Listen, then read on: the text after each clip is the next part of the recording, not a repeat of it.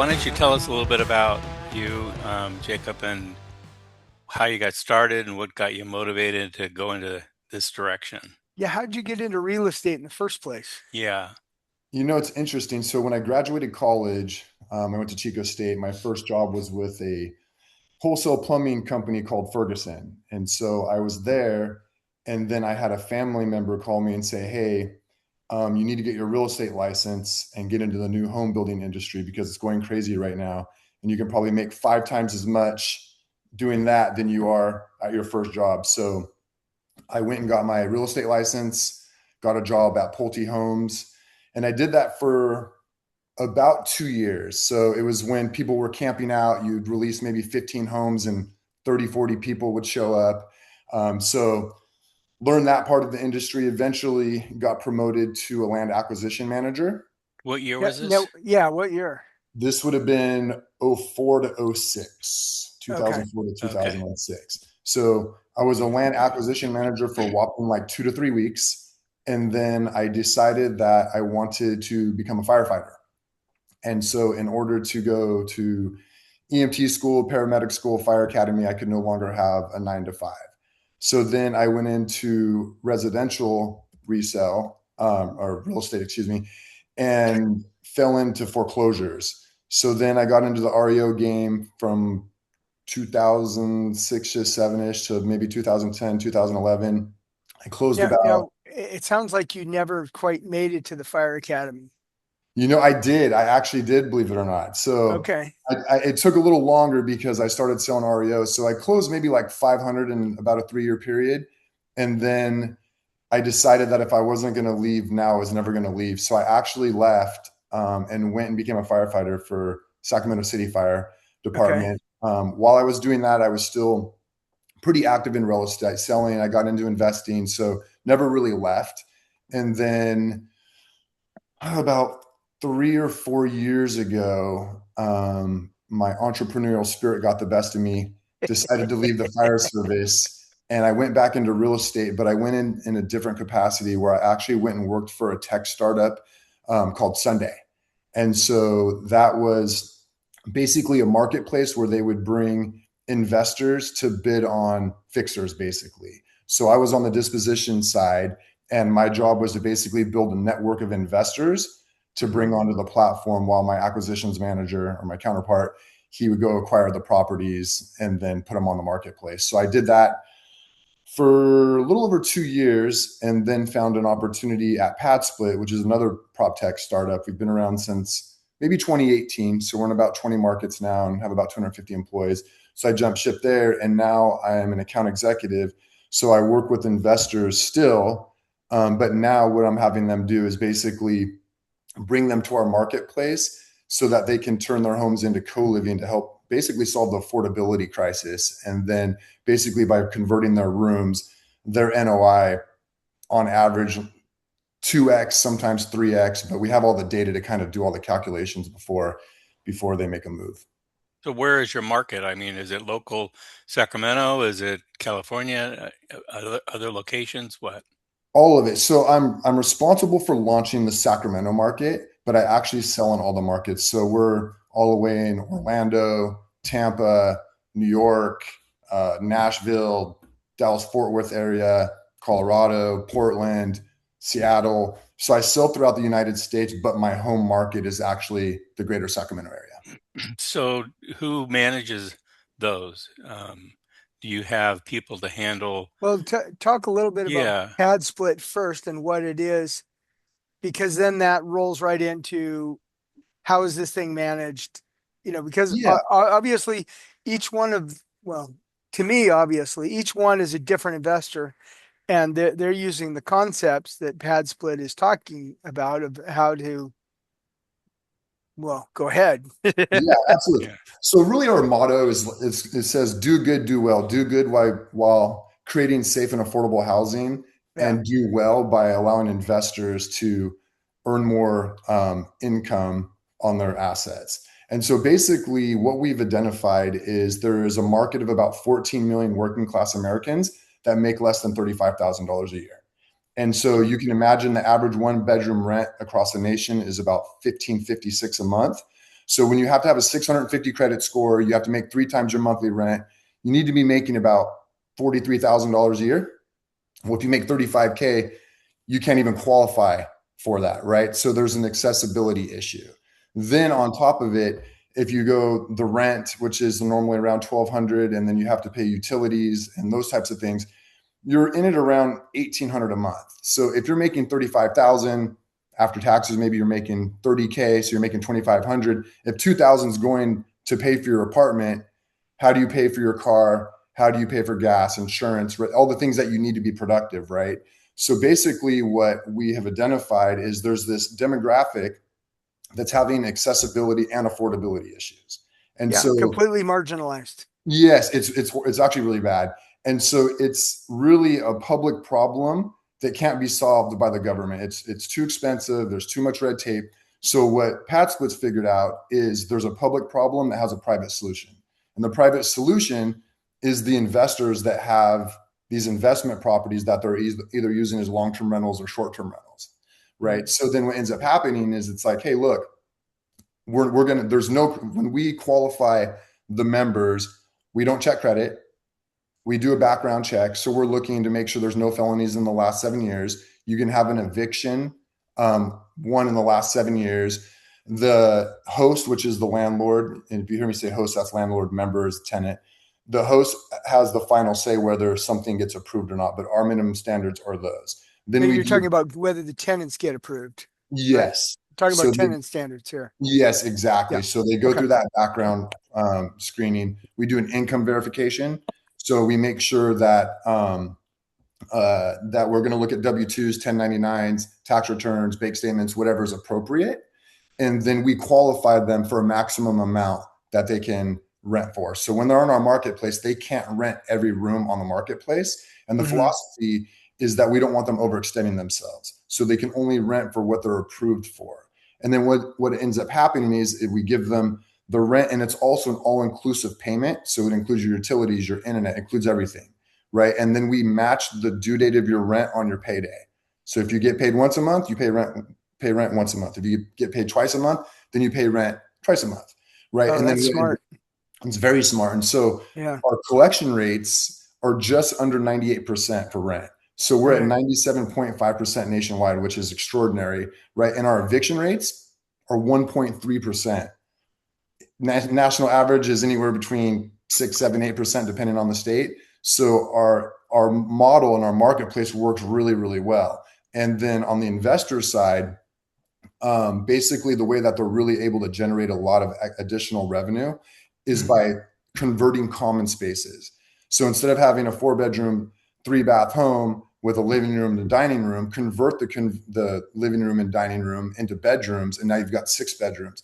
And usually about 4 bedrooms is going to be break even, and then everything else after that is icing on the cake. And so it's almost So, pure profit. so it sounds like what you're saying is these more become, how do I say it? They're more housing people rather than recreating people. That is, you don't have a common area necessarily because those have become units, but then each of the people, they go into their unit, their bedroom, they stay in their bedroom.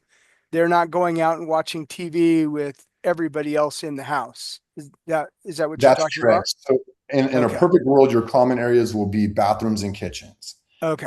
Are there homes that have common spaces like living rooms? For sure. But the problem is that because we've had, I think 90,000 members or something like that, which is a lot. We've got a lot of data, and it shows that those common areas are a point of friction, and that a lot of tenant disputes happen there. So you can imagine you have a couch, and now a tenant has their friend sleeping on it, or they're arguing about the TV. So it actually decreases the satisfaction of the members. Right. So it's a win-win, right? So basically, you convert those rooms into bedrooms. Now you're making more money. The tenants are happier, right? And our average tenure nationwide is about 8 months. So Okay. much longer than obviously a short term, and not quite as long as long term. Right. So you just put in good insulation. Yeah, exactly. Like if you're converting, we definitely say that, especially if it's going to be by a common area for sure. Right. So now the people you're talking about, you're screening the tenants. Are these coming? are the landlords slash owners bringing you these people, or are you actively marketing for these people? And so when a landlord signs up with uh, pad splits, they're Yes. receiving leads for tenants. Yes. So How we does it do work? all the lead generation. That's Okay. exactly right. So Hello? we, Can you yep, guys hear me? Yeah. yes. Okay, I couldn't get through to you guys. I was silent. Anyways, I got a question for you before you move on. Okay. In the common area, how do you set that up? Because it's an open space. Do you put dividers in, wall dividers? How does that work to keep people from walking through or into that space? So if you're talking about how we're converting them to bedrooms, Yes. so it's gonna be you're gonna frame it and you're gonna put drywall, put a door, they'll have smart, Oh, yeah. okay. So basically it has to be, the minimum is 80 square feet, but we recommend 120 because 80 square feet is way too small. But basically it has to have two ways of egress. So typically a window and a door. It's got to have an HVAC ducting ran into the room. Um, what else does it need? It has to have like an electrical, like has to have working outlets. So certain things like that, every room has to have. Okay. So have We you used to found, call we used to call those flop houses in my day. Flop houses. I haven't heard of that before. yeah, that used to be the thing, right? Yeah, that A was the hundred years thing. ago. Yeah, it was Yeah. just, yeah. Um, have you had any occupancy problems, like In from the fire terms of like, department or in different cities? so it is there's four things you kind of want to make sure you're doing really well. Parking Mhm. is an issue. So you got to make sure that you're not causing problems with parking, landscaping, the condition of your home, and noise. Those are the four major things. Now, politically, we're gaining a lot of traction because our mission is real and it's solving a real problem, Yeah. right? So we're in 26 states or somewhere around there and have gotten to, I think right now we have over 32,000 units on our platform. So Now, there is when you say units, do you mean houses with multiple things, room. or like one house could have 5 units? Like Exactly. So a room is a unit. a room Exactly. is okay. Yeah, Just exactly. clarifying there.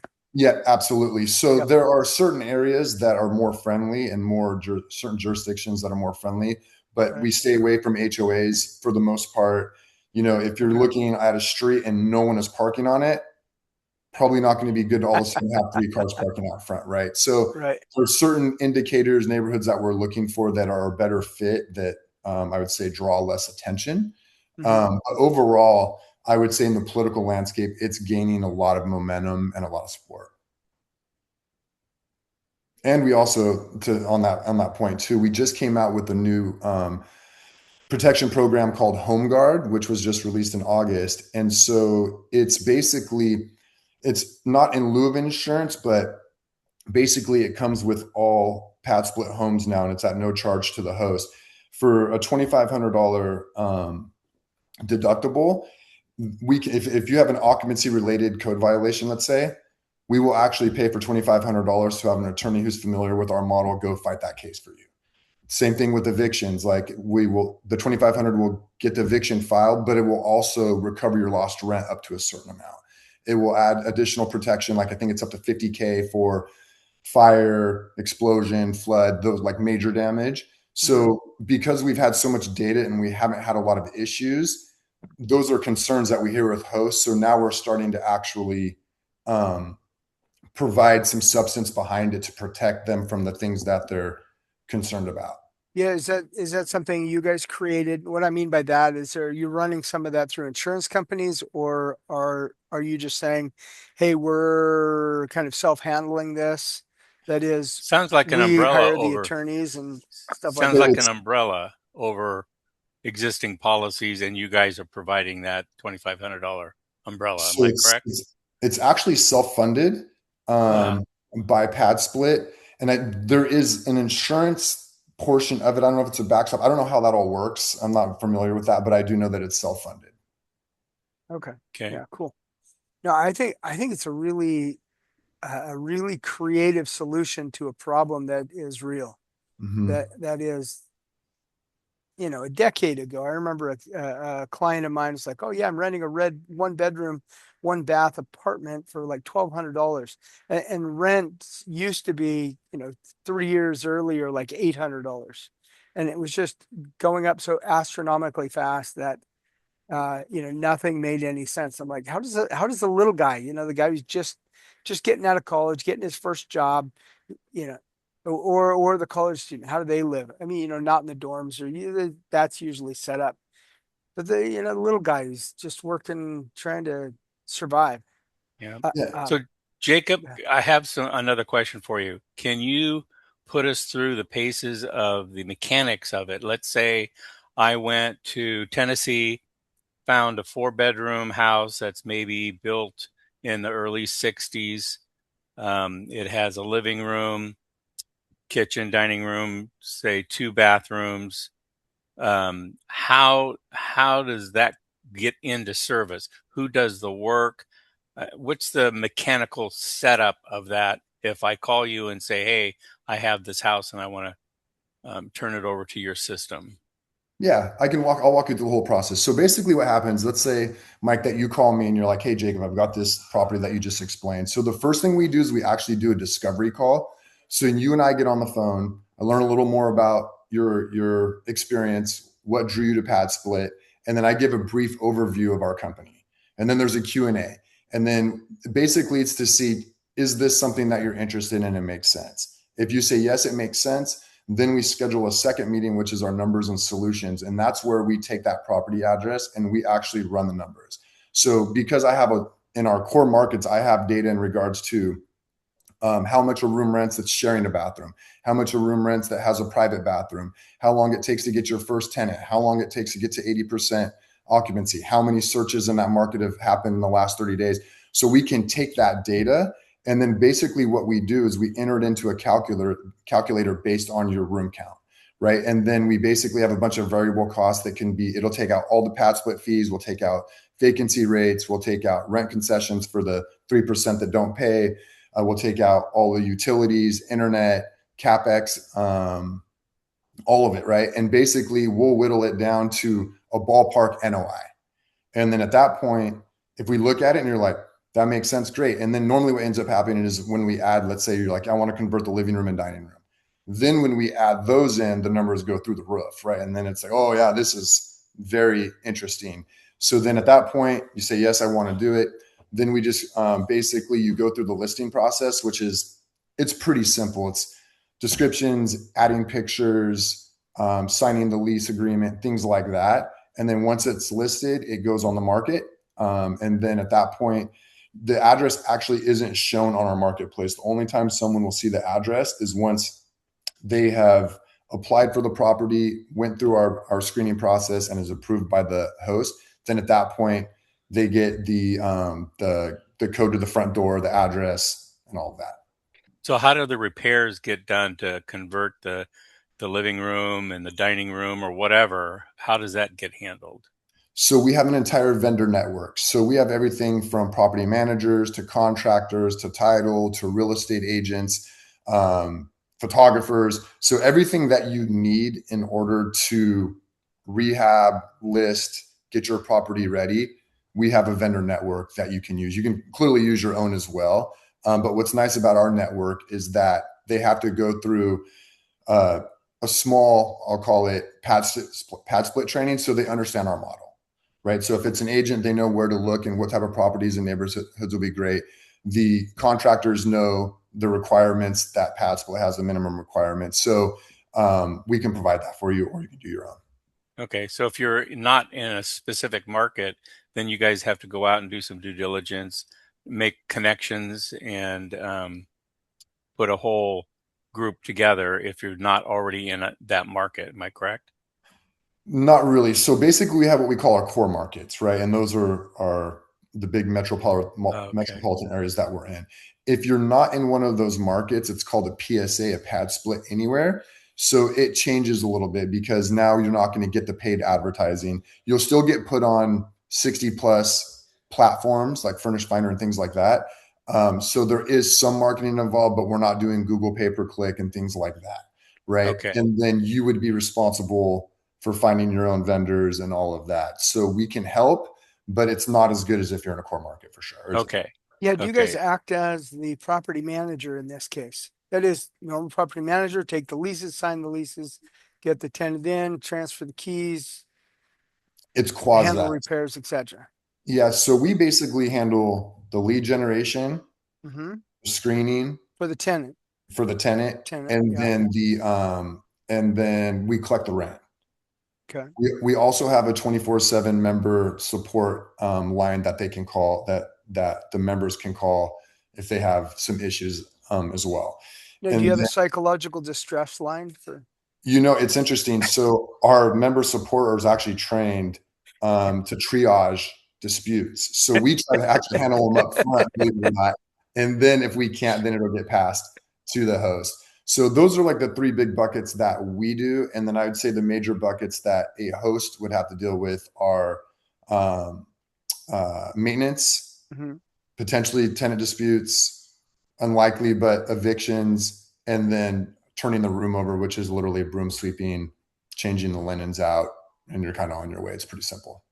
Yeah. So, how many markets are you guys actually in then? So, if I wanted to get involved, I would just choose one of your markets and then just go acquisition of property and then go through the process. So, how many different are you like in? I think you said you're in metropolitan type areas, but I want for to say we're in about 20 to 26. It's somewhere in there, 20. okay, what would be one of your markets? It depends on what you're looking for, right? Like I was in Orlando 3 or 4 weeks ago, and a guy had purchased a fixer for 220, full rehab, 160K to rehab it. So he was in it about 380, turned it into an 11-bedroom home. Mm-hmm. I'm guessing he was netting, if I had to guess, maybe 5,000, 5.5K, somewhere in there after everything. After you So guys took your portion and yeah, everything? yeah, Okay, exactly. And his so net. yeah, exactly. So it depends on your philosophy, right? Because you can get into markets that are cheaper, but you're not going to get the equity play, Correct. right? Dallas Fort Worth area is a great one. The homes are a little older. They're big ranch style homes with lots of common areas. So those are a lot easier to convert into bedrooms, right? California is an interesting one because we're clearly very tenant friendly state. And so evictions is always something that people get nervous about because, as you can imagine, we know how long it can take to evict someone. Yep. That's every month you're covering the rent. But what's interesting about the pad split model is if you've got 6 tenants in there and you've got to evict one, you still have 5 tenants paying, right? Yeah. So you're really protecting yourself from that exposure of potentially having to have reserves for a while to cover potential mortgages as you're going through the eviction process. So it kind of changes the game a little bit about the philosophy of maybe renting in a tenant friendly state. And then you're getting the equity play on top of it. But it's obviously more expensive to buy a home. So it just really depends on, where you're at in terms of an investment. Mm-hmm. Mm-hmm. Right. So what I'm looking at now, concept wise, you're better off buying an older home because of the way this floor plan is, because you can do more things with it. Because when you buy a house that's built in the 40s, the design was you had a lot more rooms, and there were more doorways going into that space rather than an open space, like which is the modern look now.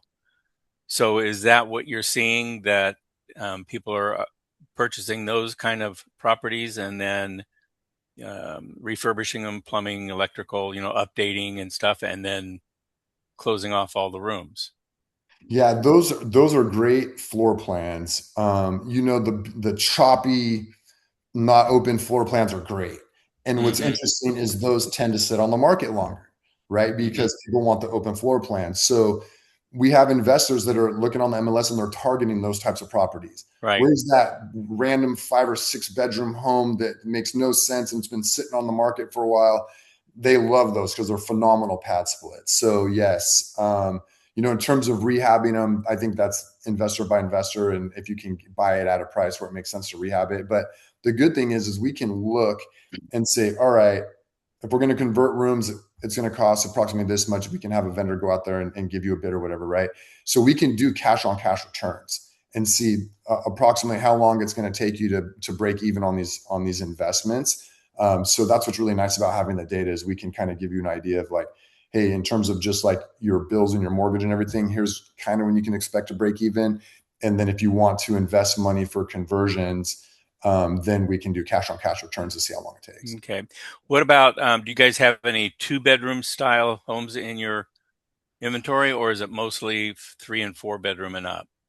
Mostly 4 and up. So 3 can kind of get away with it, but it's really close to breaking even and it's not like super What, exciting. maybe I misspoke.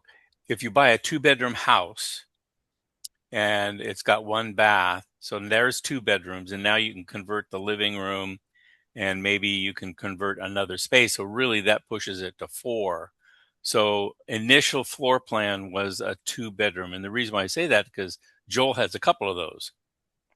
We should run And some numbers. yeah, you have to look at, and I like the market that those properties are in. Although, Joel, they're probably not in that marketplace where you are. No, that becomes And outside of out. the norm. But Yeah, yeah, yeah. what does pad splits charge as a percentage? Normally, property managers would be around 10% per typical property manager. Wait, how do you guys get paid? So we get paid, it's pretty simple. So we get paid 2 ways. So we take 100% of the first 10 days of rent, Hmm. and then it's 8% after that. Okay, Oh, okay. so really like 13 days of rent, more or less. It's basically, well, it's just the first month. It's any new tenant. So anytime a Well, I new guess it'd be 12 days. member, yeah, anytime a new member moves in, we take that first 10 days. And then on Uh-huh. day 11, it goes to a 92-8 split. Okay. Okay, so then second month it's only the 8%. Yeah, for the Third rest month until it's only 8%. as long as the tenant is there. And when Yes. you have a turnover, then it's the first. Got it. Okay, so it's the first Okay. 10 days. Yeah, it's a Okay. rent up fee if I you was want to look thinking at it that way. every month was No, 10 days plus 8%. it's like a rent up fee, Yeah. Joel. No, it makes Yeah, sense. yeah. It's a Makes sense. flat, Okay, and so then what are the problems that you guys run into the most with all these investors all across the country? The biggest problem is that the homes don't fit the model and they're excited to do it. Yeah, Right. they I want to mean, do it, but you yeah, can't because do the it one thing well. is like we're very honest about whether it's going to work or not. Right. Like Right. we're not trying to, because number one, we know that they're going to deplatform because they're not going to be making money. Right. And the goal is for the investors, they want to make a better return than they can as a long-term rental or a short-term rental. So the Right. thing is we get a lot of people that are interested, but a lot of the properties don't fit because they don't have enough bedrooms is really what it normally comes down to, or their mortgage is too high, etc. Right. So that's like the biggest problem. That's kind of a front end problem, which is if they do onboard, then they end up offboarding before too long just because they're not going to make money, or they just don't onboard. So you end up spending time with people, educating on them, but they don't have the right product to be able to move forward. Yeah, and so we'll still go through the education process with them because Yeah. sometimes everyone's investment strategy is different, Right. right? Like I've had someone that they're going to lose $500 a month, and they're excited about that. They said, "Hey, if we can have someone pay our mortgage, and all we have to do is pay $500, in another 15 years, we're going to own this thing, and it's going to be a phenomenal investment for us." Right now, that's rare, but that's one strategy that is out there. So it just really depends on what people are looking to do. It might be, "Hey, I'm comparing it to my short-term rental. If you can handle kind of the front end, lead generation, lead management, collecting the rent, screening, and dealing with all that, and it's even close, then that's a win for me." Right. So it Yeah. just really depends on what their pain point is. Right. So what are the things that you found unexpectedly? Like, oh, okay, we didn't think it was going that direction. Hmm. Something that wasn't going in that direction. Um, Yeah, like you thought that this was your business model, and then all of a sudden it shifts, whether it's different user, different consumers, you had to screen completely differently, or yeah, I think for me, it's more of the political environment and who supports it and where to go. Okay. Say like, more. yeah. So for me personally, like, what, how do I say this? Where do you start? Right. Because the thing is the affordability crisis is real. They clearly don't have a solution, a long-term solution for it. So Right. for me, is it, do you go to city council? Is it the state? Is it the federal level? Obviously, I'm not doing that big stuff, but locally, that's somewhere that I will eventually definitely go. So for me, I think that was surprising just that it wasn't accepted right out of the gate. I think that was a big Mm. surprise. And so it takes a little bit of education, some experience, and things like that to get, I call it the approval or the support of the government. I think that was probably my biggest surprise from starting. Right. And you're talking about different municipalities across the nation. You thought that people would just immediately like go, oh, this makes sense. And Yes, yes. And yeah, so, yeah. I'm sure. Yeah, what was the friction that you were running into? But see, I see it and I don't know what friction you would run into, but I know that if you try and rehab a home, there's plenty of friction, at least in California. So Right. go It ahead. depends on the municipal or the jurisdiction, right? Like unrelated tenants. That's a big Right. one. Right. Really? So, Okay, yeah. tell me more. Like Yeah. how is So that an in issue? some jurisdictions, you can only have, let's call it, two unrelated tenants. So two different families living there. And then if it's Okay. more than that, then it's considered a boarding house or, and then it changes where now you have to have some like conditional use permit or some special license or something like that. So, Okay. um, it's just those, and it's just, Sacramento City is different than Sacramento County, which is different than Placer County. So it's really kind of maneuvering all of those to kind of see what are they all about? What are their rules? What will they support? What's important to them? Is housing important in Roseville like it is in Sacramento? So I think it's just navigating all that. I can totally see that, especially as you're expanding in different areas. Have you found one state to be more frustrating than others, or is it like No, West Coast, East Coast? no, you know what? Honestly, it's been pretty good. I mean, we've scaled a lot, right? So Yeah. clearly, like it's being accepted. Yeah, So you're almost in half of the states. yeah, So, we're which almost in is half the impressive in state. its own right. Yeah, exactly. So the fact that we've been able to scale that, we've gotten a lot of support for sure. So Hmm. there isn't like a lot where it's just like, oh my gosh, like they're going to put the hammer down on us because it's a real mission, it's a real solution, it's a real problem. And I think once people get educated and realize that like they're good neighbors, they're not going to cause problems. Like we're super courteous of like I said, like the parking and the landscaping and the house condition and the noise, like if you're doing all of those things, you're not causing issues and you're solving a major problem for the constituents of whatever, you know, government, they tend to be like, oh, this is an interesting concept. So, but it definitely varies from jurisdiction to jurisdiction. Yeah. So does that roll down in, I mean, where there's problems, is it roll down in fines or you just can't get permits or? So I think it would be more fines. I haven't dealt with it personally, Mhm. but I do know, like I was telling you earlier about that home guard plan, is that we're confident enough now that for 2,500 bucks, you're going to get yourself an attorney and we'll go, you know, fight the occupancy related code violations. Right. And that's only 2,500 bucks if you need it. That is, you're saying you've rolled that out to all the owners that already are members and et cetera. Yes.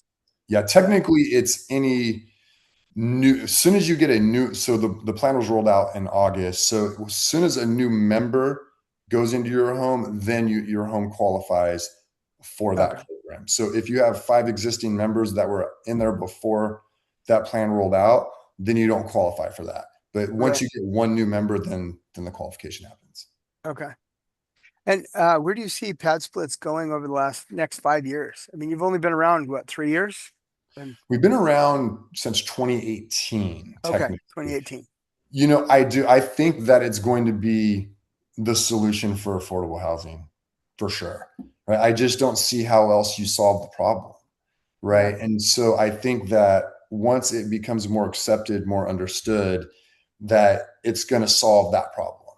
Right. And so I just see the expansion continuing. I think the support from the government's going to continue. I think the support from the communities will continue. And I think it's just a phenomenal mission.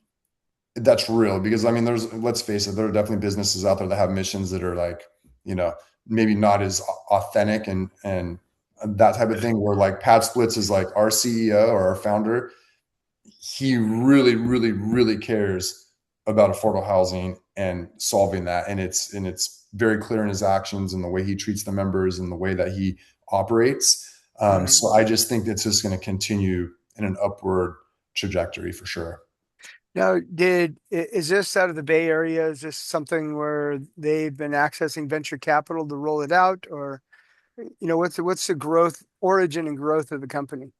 I'm not sure where they are getting their funding from or how much they've got funded. I haven't seen anything on that. Are they self-sustaining now? I believe so. I haven't heard anything differently. I haven't seen the actual company financials, but I haven't heard of anything that they're not. Hmm. The reason I wonder is a lot of Bay Area stuff. It's at least it used to be. It was designed to roll it out, work for 3 or 4 years with the intention of selling off to somebody else, making your millions, and moving on to the next project. Um, Right.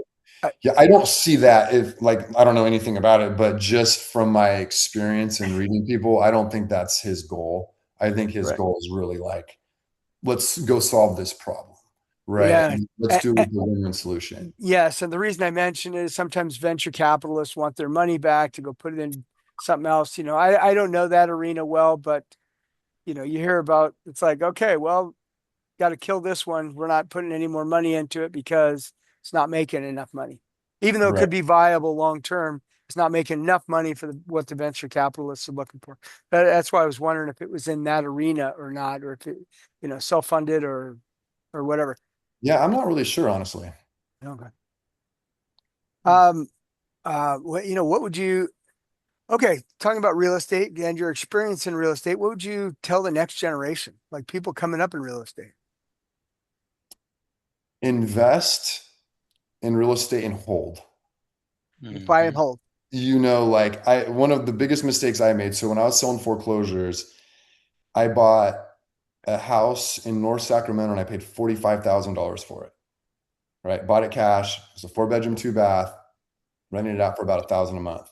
Then I bought two houses on one lot over off of Y Street by the UC Davis Medical Center. It was a four Hmm. bedroom, 1 bath, like built in the early 1900s, and then there was a little ADU in the back. There was a 2 bedroom, 1 bath that was built like in the early 2000s. I paid 145,000 for the house.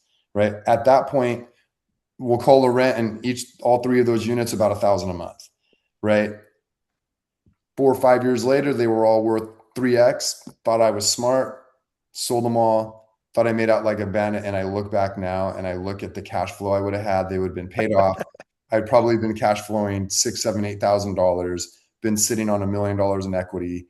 And so looking back, like if you can get something to cash flow, hold it. Right. Yeah, And then also another thing is understand creative financing. I think that's another avenue that people don't really understand, and understand timing of markets, because every market has an opportunity. And one thing I've learned with really successful real estate agents and investors is they understand markets and they understand the opportunities before everyone else. Right. So if you can figure those kind of things out, I think that you can be extremely successful in real estate.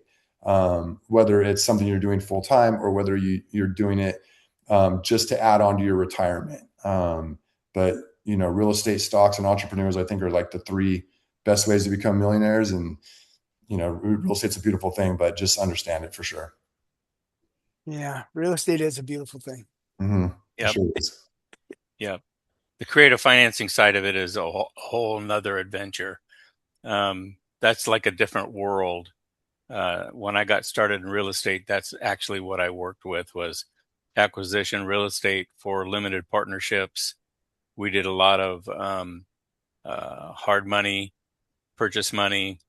We were in the note business and did a lot of that stuff. We did lease options, equity shares. Oh gosh, the list just goes on and on and on. If you can do extremely well in the note business, Joel, you've done tons of notes and have a little business going on with that. I And have the scars to prove it. yeah, I have the education, a lot of education. yeah, but yeah, that's what's so. exciting about real estate. And then Jacob, I was an REO agent. I listed my first REO in 1981. Wow. So I've gone through all the cycles with the REO, and in the '08 crisis mess. We were closing, just my wife and I were closing about 250 a year, Wow. in that range, something like that. So yeah, and we just closed our last REO, what, about a year ago. So this That's next cycle crazy. is not going to be anything like it It's was. going to But be different. so we're Yeah. looking to do some other things, and here we are.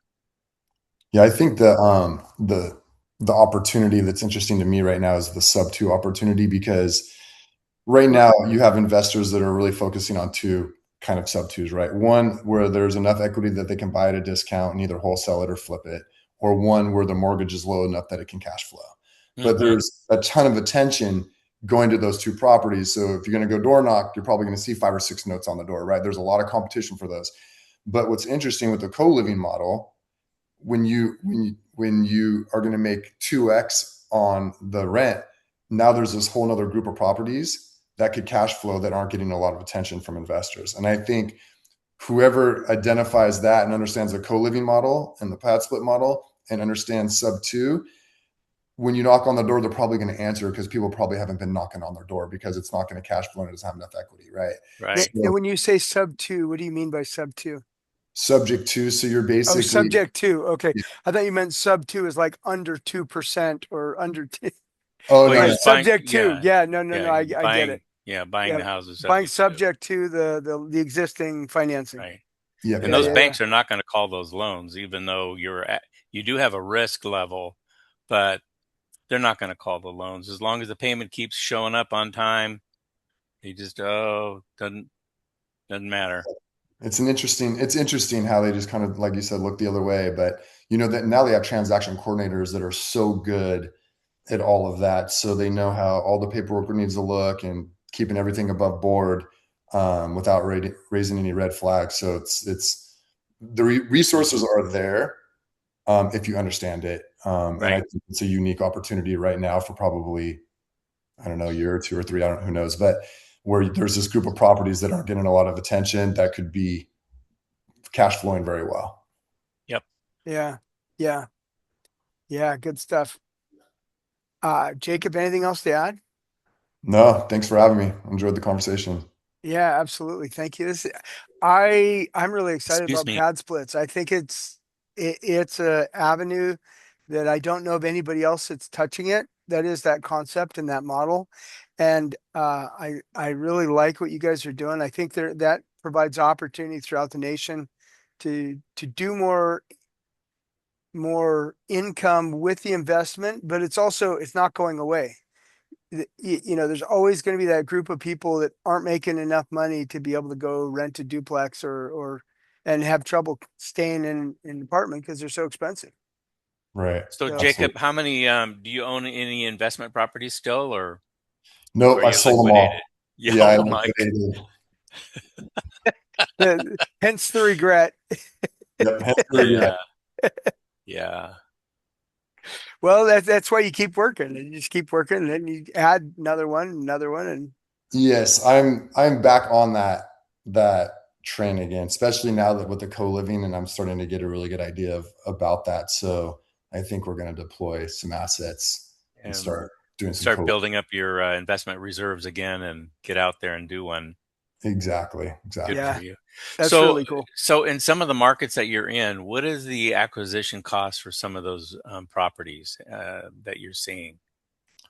It really depends. 300,000. We have stuff in Los Angeles that's, you know, Well, very, that's different. That yeah, doesn't count. That's a different yes, world. it is a different world for sure. But yeah, it really depends. Like, Outside of California, maybe that's the I feel verbiage. like Florida, our Orlando and Tampa market do really, really well. Our DFW market does really, really well. Nashville's more expensive acquisition wise, but the Nashville, you demand said? is, Yeah. yes, Yeah. so, is more expensive acquisition wise, but the Yep. demand is super high. So I would say it ranges anywhere from 300K on up, depending on the area. So how far? Because I'm in Tennessee, so my house is about 55 minutes from the Nashville airport, so I'm Mhm. about 60 miles away ish. Um, so and there's a lot of smaller communities in the surrounding area. So do you guys branch out outside of this Nashville proper, or you have a radius that you operate in because that's how far your services can handle and your um, technicians and your repair guys? Yeah, so Nashville will be the core market, and then like if 60 miles away, it'd be more like that PSA, the pad split anywhere. So still can put your property on the platform. We'll still put your rooms on, all the different rent by the room platforms. We'll still do the rent collection, the screening, all of that. It's just that you're not going to get the paid advertising and the vendor network won't be there. How does the pad split anywhere compare? You said you've got, I don't know, 40,000 people that have either gone through before or you have them now. And that, with the numbers, how do the pad splits anywhere compare? So like if he has something in Cookville where Mike lives, opposed to Nashville, what's going to be the relative difference with regard to an owner's experience? It's really market specific. And so really you're looking at it like we have to be priced lower than a one bedroom apartment, right? Right. Or a studio, because if we're priced Right. the same as them, Then clearly they're you're not competition. They're going to get it. yeah, exactly. Because there's two hurdles that were barriers of entry we're resolving. One is accessibility and then affordability. So there's two things.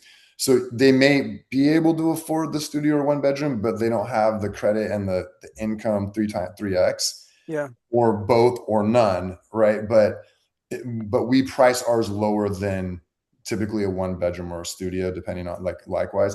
So it just really depends on the market and what studios or one bedroom apartments are going for, and we're Mhm. going to be slightly lower than that. And also the other thing is obviously our pricing is all inclusive with utility, like it's out the door. So there's that part too. So it really just depends on what market you're in and what rental rates are going for. Right. Okay. But do you find a variance with regard to finding tenants? Like in one place it'll take 3 weeks, in another place it'll take 9 weeks, or is it pretty much A just Yes. waiting consistent? list in some areas, I'm assuming. So there are some markets where there is 100% occupancy. I would say is not common, but that is there. There are definitely some in the 90s. We normally run our numbers at 85% occupancy rate. Hmm. Um, and then I would say the PSA properties, not that I have the data to back this up, just using kind of like common sense would say that it's going to take longer to fill your rooms, right? Yeah. But I mean, I had one in Indianapolis, and it's 100% occupancy, and the time to tenant and 80% was super fast, right? And that's a PSA. So it's market specific for sure, but I think overall the core markets are going to probably perform a little faster than a PSA would. So the other Yeah. question I just had a thought. As for furnishing, do you have to furnish these and put beds in them, a TV, or they provide their own TV? You just provide the hookups. Yeah, so you're responsible for a bed, like a nightstand, somewhere to put their clothes, so basically like a dresser. And we recommend having something that where they can hang their clothes as well.